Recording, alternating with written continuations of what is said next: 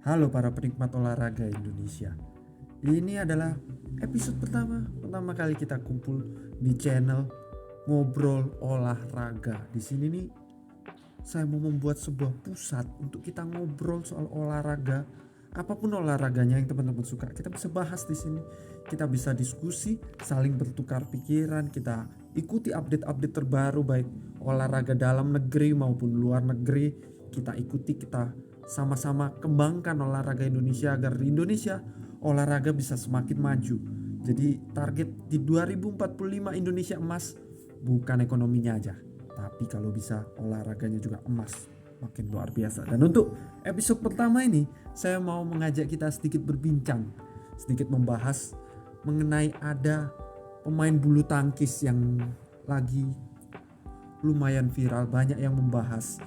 Ini pemain bulu tangkis sempat juara Olimpiade kemarin di Olimpiade Paris yang baru saja lalu, dan dia mengutarakan mengenai korupsi. Tapi mantapnya luar biasanya, korupsinya bukan di Indonesia, malah di negara yang terkenal, lagi ngetren, lagi rame-ramenya. Negara apa itu? Itu adalah negara Korea Selatan dengan pebulu tangkis wanita bernama An Se-young. Saya nggak tahu bacanya An Se-young, An Se-young, An Se-young, An Se-hyung, An Se-umi, kurang tahu ya. Tapi dia adalah An Se-young. Apa yang dibahas pertama ini bermula dari Konfederasi Badminton Korea menyatakan bahwa dia sedang cedera. Tetapi An Se-young tidak setuju dengan hal itu. Dia merasa dia fit, dia sehat, dia bisa. Jadi dia protes mengenai itu, dan karena ya prestasinya luar biasa ya, juara Olimpiade, baru juara Olimpiade, jadi langsung menporanya Korea itu langsung tanggap, langsung sigap, langsung diidentifikasi, langsung dibahas mengenai cedera si An Se-young ini. Diselidiki, ternyata yang terkuak bukan cuma masalah cedera ini aja, terkuak banyak banget. Ketua, kalau di Indonesia mungkin PBSI ya, PBSI-nya di Korea itu akhirnya terkuak. Ternyata selama ini banyak korupsi. Ada korupsi hadiah para atlet yang juara, ada peraturan yang dihilangkan tanpa diketahui. Jadi di Korea itu ada peraturan dulu 20% dari hadiah yang juara, misalnya nih atlet juara, atlet kita juara dapat 1 miliar, 20% masuk ke PBSI-nya Korea. Nah, itu peraturan sudah hilang 2021. Nah, tapi pemain gak ada yang tahu.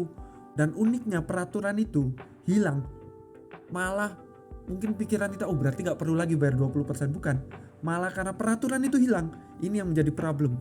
Uangnya makin hilang kemana-mana. Jadi uang hadiah itu tidak cair. Dan juga banyak bantuan-bantuan dari pemerintahan itu cuma masuknya ke satu klub aja. Yang klub-klub lain ini gak dapat, sepertinya dapat kok gratis dan berbagai macam bantuan-bantuan itu gak masuk, cuma masuk ke satu klub ini aja. Dan ada lagi peraturan yang luar biasa yang ini cuman ada di badminton di Korea, yaitu adalah pemain yang gak masuk ke pelatihan nasional, pelatnas, tidak boleh ikut kompetisi luar negeri, tidak boleh ikut kompetisi internasional.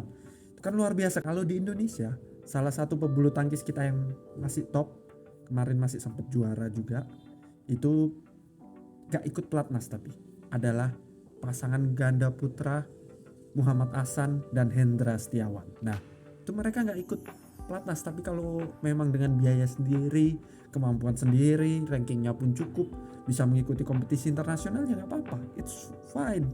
Karena kan ya toh membanggakan Indonesia juga. Mereka juara kan Indo juga yang bangga ya kan.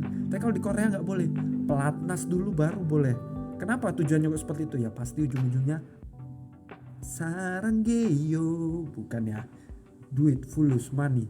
Ujungnya itu lagi. Jadi ini terkuak sampai kemana-mana nih, semuanya betul-betul banyak sekali kasus-kasus di PBSI Korea ini yang betul-betul sekarang dimasuki oleh pemerintahan dan diperbaiki karena buka suara dari atlet wanita An Se-young ini. Dan kebetulan kemarin kalau mungkin yang gak mengikuti, An Se-young di semifinal juga mengalahkan jagoan Indonesia.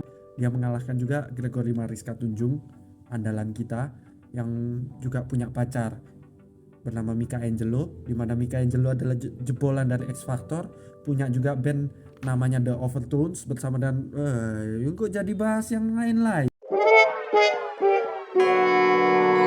Kembali lagi, jadi An Seyong tadi memang mungkin takdir Tuhan supaya suaranya bisa didengar. Nah, itu info untuk episode 1 kita. Apa kira-kira yang mau dibahas selanjutnya? Apakah ada hal-hal menarik atau olahraga yang teman-teman tertarik? Boleh disampaikan di kolom komentar bawah. Kita nanti bahas bareng-bareng, seru-seruan bareng. See you.